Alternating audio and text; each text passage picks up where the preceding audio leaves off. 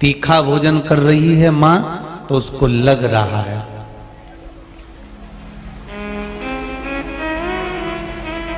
थोड़ा कड़ली वस्तु अगर माँ ने पाली तो उसको चुभ रहा है।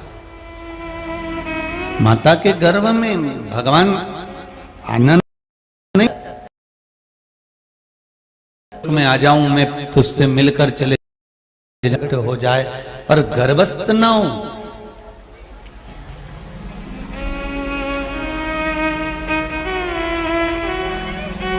कितनी कितनी योनियां हमने ले ली पूर्व में।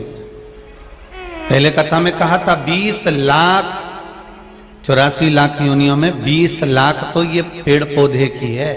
ये दूबा, घास, पत्ता, पत्ती, पेड़, ये 20 लाख योनि, ये जितने वृक्ष नजर आ रहे हैं अपन भी कभी थे। जैसे वो बोलते ना सास भी कभी बहू थी, तो अपन भी कह सकते हम भी कभी पेड़ थे, ठीक है, हम भी कभी पौधे थे, हम भी कभी वृक्ष थे।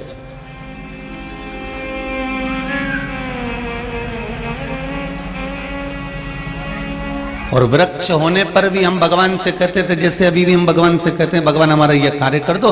वृक्ष की योनि 20 लाख, और वृक्ष की योनि पाने पर भी हम भगवान से कहते थे कि हमें आम का पेड़ मत बनाना, हमें इमली का पेड़ मत बनाना, हमें आंवले का वृक्ष मत बनाना, हमें नींबू का पेड़ मत बनाना, हमें तुम का पौधा मत बनाना, आप तो हमको कांटे वाला पौधा बनाना। भगवान पूछते थे क्यों? क्योंकि आम का पौधा बना दोगे तो लोग पत्थर मारेंगे, इमली का पौधा बना दोगे तो लोग पत्थर मारेंगे, और यदि आप फलदार पौधा बना दोगे तो लोग हमें नोचेंगे, हम पर चढ़ेंगे, हमको तोड़ेंगे, खींचेंगे, हाथ पैर तोड़ जाएंगे। ये पेड़ों की जो डालियां टूटती है ना, ये रोती हैं साहब। अरे कभी मौका मिले तो गरुड़ पुराण सुनो तो, कि वृक्ष की योनि क्यों मिलती है, किस लिए प्राप्त होती है। अगर हमने अपनी जिंदगी में किसी का हृदय दुखाया है, हमने जीवन में किसी का मन दुखा दिया है, हमने जीवन में किसी के लिए अपशब्द कह दिया और उसका हृदय टूट गया, हमने किसी को धोखा दे दिया, हमने किसी के साथ छल कर दिया, हमने किसी के साथ बेईमानी कर दी, हमने किसी के साथ कपट कर दिया और उसका हृदय टूट गया, तो जितनी बार हमने किसी के हृदय को तोड़ा है, वृक्ष की डाली भी बनकर हमें भी उतनी बार टूटना पड़ता है। अब आप कहोगे गुरुजी ये बताओ गुरुदेव, मनुष्य को दुख आता है तो रोता है, क्या पेड़ पौधे भी रोते हैं? वृक्ष भी रोता है? अरे भाई, कोई कहे कि चींटी रोती है, क्यों नहीं रोती? जरा सा चींटी को मारने के लिए बस उंगली लगाना, जरा सी उंगली उस चींटी के पास लगाना, चींटी धड़ धड़ भागेगी, एकदम घबरा के इधर उधर भागेगी। चींटे को पकड़ने का प्रयास करो, चींटा भागता है। झिंगुर को पकड़ने का प्रयास करो, झिंगुर भागता है। माठा का जू, उसको भी पकड़ने का प्रयास करो तो वो जू भी भागता है। पतंगे को पकड़ने का प्रयास करो तो पतंगा भी भागता है। पक्षी को पकड़ने का प्रयास करो तो पक्षी भी भागता है। एक जानवर को पकड़ने का प्रयास करो, कुत्ता का बच्चा को भी पकड़ने का प्रयास करो तो वो भी भागता है। मतलब उसको यह महसूस होता है कि मैं मर जाऊंगा।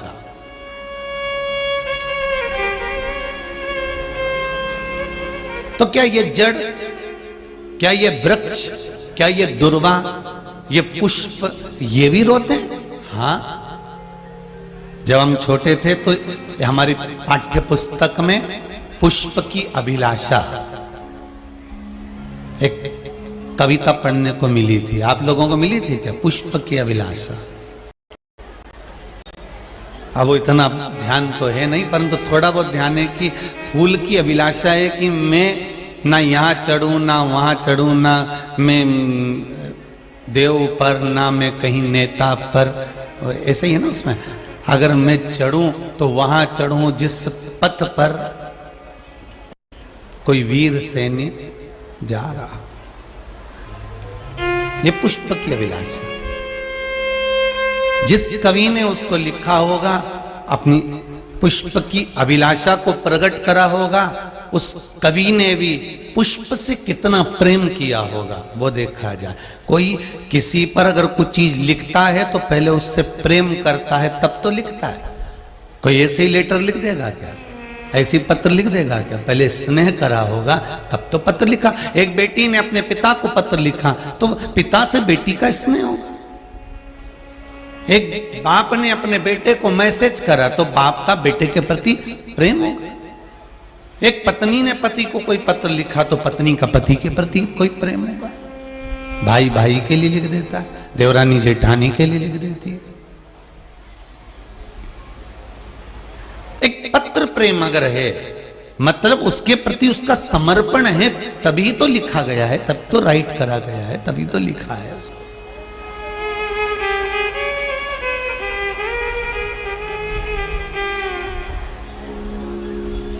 महाराज उस कवि ने पुष्प से कितना प्रेम करा होगा कि उसने पुष्प की अभिलाषा लिख दी। मेरे तुलसी बाबा ने राम जी महाराज से कितना प्रेम करा होगा कि रामचरित मानस लिख दी। श्री वेद व्यास जी ने मेरे भगवान कृष्ण से, शिव से, भगवान नारायण से कितना प्रेम करा होगा कि शिव महापुराण, श्रीमद् भागवत पुराण, ये सारी पुराणों की रचना कर दी। विचार करिएगा जरा, जिसका प्रेम होता है जिसके प्रति तभी वो लिख पाता है। मेरे वेद व्यास जी का प्रेम मेरे कृष्ण के प्रति होगा, शिव के प्रति होगा, भगवान विष्णु के प्रति, ब्रह्मा के प्रति, शंकर के प्रति जब होगा तभी जाकर तो कोई ग्रंथ की रचना हो पाएगी। प्रेम प्रकट होता है तब कुछ प्राप्त होता है।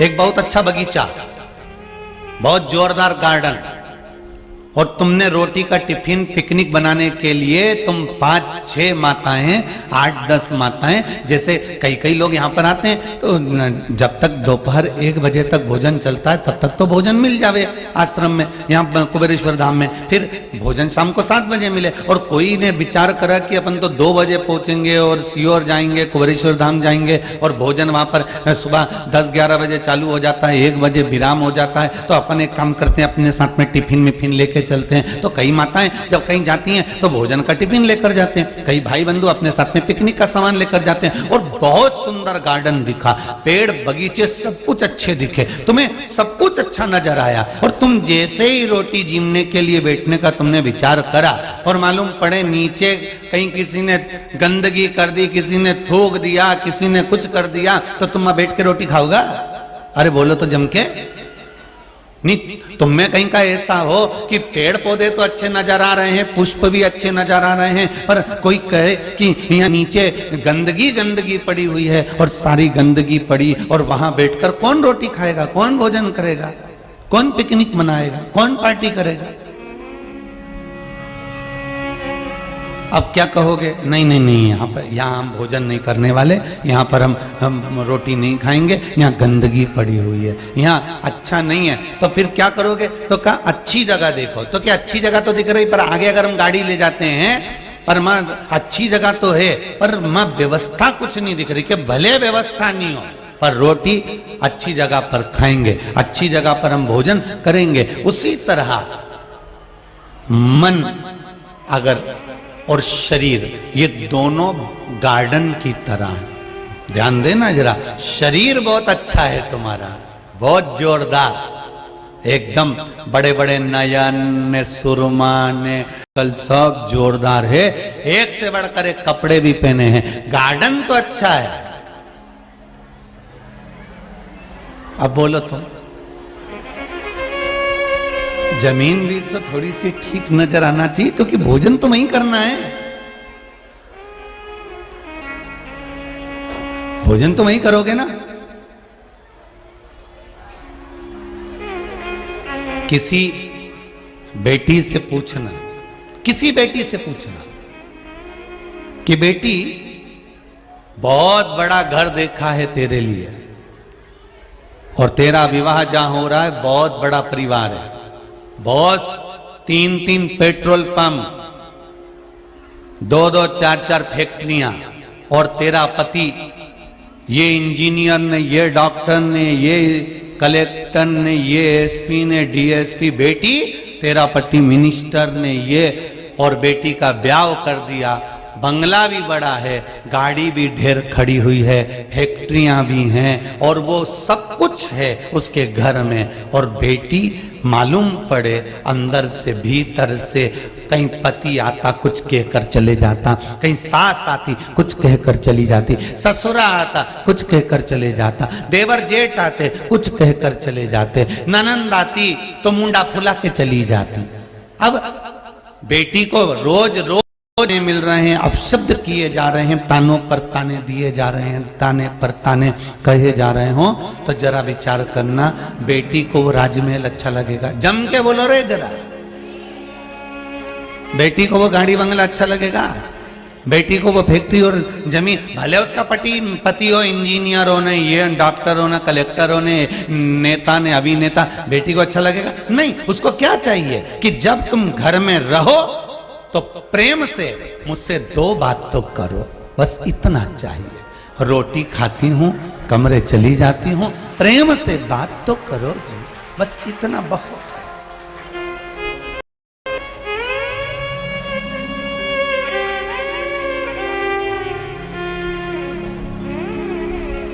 और रोटी खाने बैठी और इतने में घर में 2-4 जगदम्बा गजगजाती जोरदार, कोई इधर से घंटाल बजाए, कोई इधर से गरुण घंटी बजाए, तो अब बोलो भोजन भाएगा?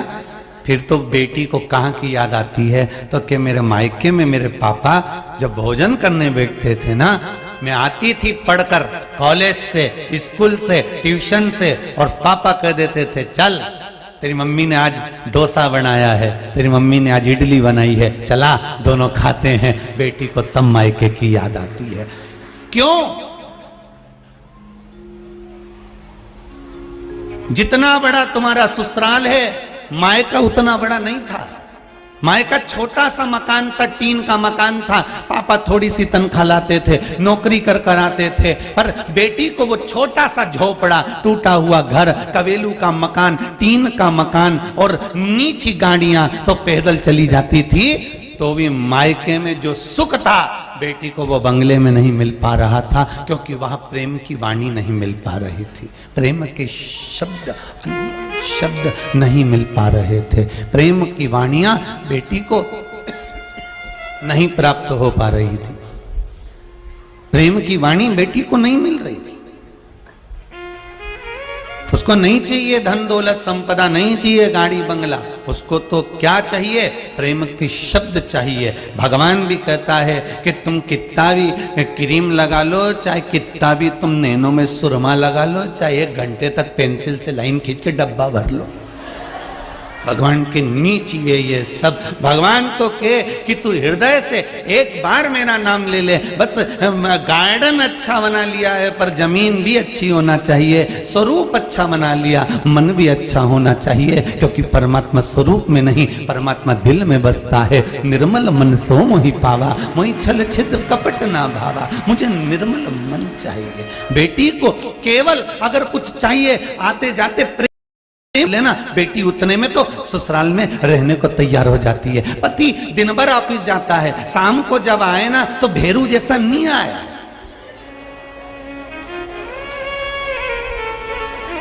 पति जब घर पर आए तो शंकर जैसा है। शंकर कैसे कि कंठ पर विष भरा हुआ है पर सिर पे गंगा की धार बह रही है और चेहरे पर मुस्कुराहट है।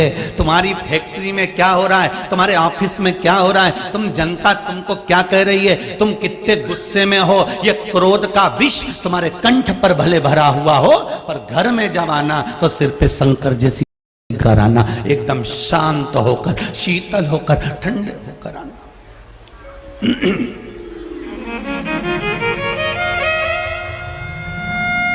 पर लोग उल्टे हैं, घर में तो विष उगले और जैसे ही बाहर निकले नहीं तो मोहल्ले के लोग भी कहते हैं क्या जोरदार पति मिला, एकदम बेचारा सीधा साधा।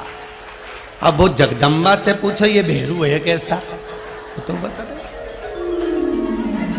अब क्या जोरदार दामाद मिला है साहब, इतना देखो। अभी जन्मदिन की पार्टी में आया ना, 25वीं शादी की सालगिरह में आया ना, हमारे यहाँ देवर के लड़के की शादी में आया, ऐसा जमात उनका, इतना बढ़िया दामाद, क्या काम करे, क्या अच्छे से व्यवहार करे, क्या व्यवहार करे। पर उससे तो पूछो जो बाजू में खड़ी है, एक बार बेटी से तो पूछो, बेटी बता दे, फिर से बोलना जरा, फिर अच्छे से बोलना जरा, फिर बेटी बताए कि हाँ क्या बोल रहे हो, कितना जोरदार है, कितनी शांति उनके भीतर। बेटी के एक बार चुपचाप से पापा मेरे कमरे में आके छुप के बैठ जाओ, जब ये ऑफिस से आता है ना और बेल बजाए उतनी देर में समझ में आ जाए, एक बार बेल बजाए तो समझ लो शांत है, और बेल 2-3 बार बज जाए और अपन को दरवाजा, अब बच्चों को छोड़ूं आऊं दरवाजा खोलूं, फिर जो गज कर रहा है, फिर जो बोलना चालू करे, तब नजर आता है। महाराज शिव पुराण बड़ी बड़ी विचित्र पुराण है, आपको जीने का तरीका सिखा देती है।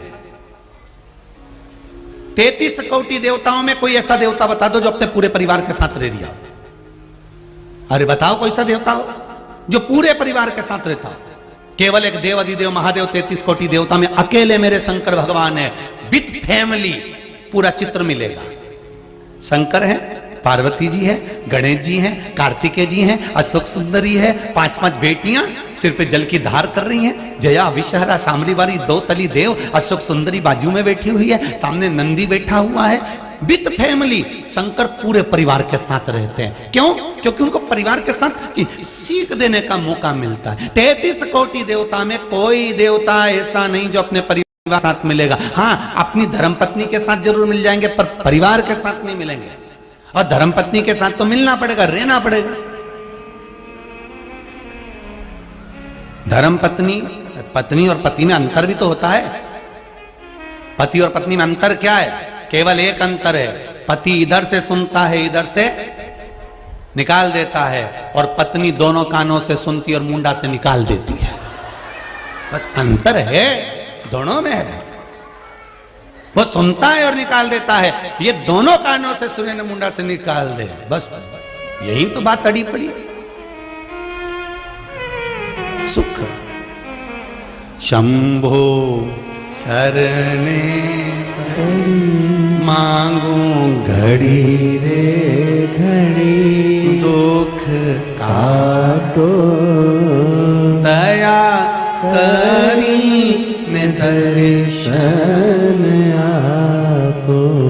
अब दिल से गार्डन अच्छा बना लिया पर जमीन ठीक नहीं है तो कोई भोजन नहीं करेगा। उसी तरह स्वरूप सुंदर बना लिया, मन में भजन नहीं है तो भगवान प्रवेश नहीं करेगा। अच्छे से समझ लेना, मैंने 5 पशुपति व्रत करे, मैंने 2 पशुपति व्रत करे, मैंने ये उपाय करा था और मान लो मेरा काम नहीं हुआ, तो वो अच्छे से समझ लेना कि गार्डन तो अच्छा बनाया है पर जमीन ठीक नहीं है। थाली भी जोरदार जमाई, 6 दिए भी रखे, मीठा प्रसाद भी धरा, सुबेरे भगवान के नहा के भी यही अच्छी जोरदार सब काम करा, शाम के थाली लेके भी गई, पर इसके बाद भी अगर कहीं तो कहा गार्डन तो अच्छा बनाया है, साज भी अच्छा सजाया, सब सामान भी रखा, पर कहीं आप आए नहीं। और सुबह हो गई, मेरी पूजा की थाली धरी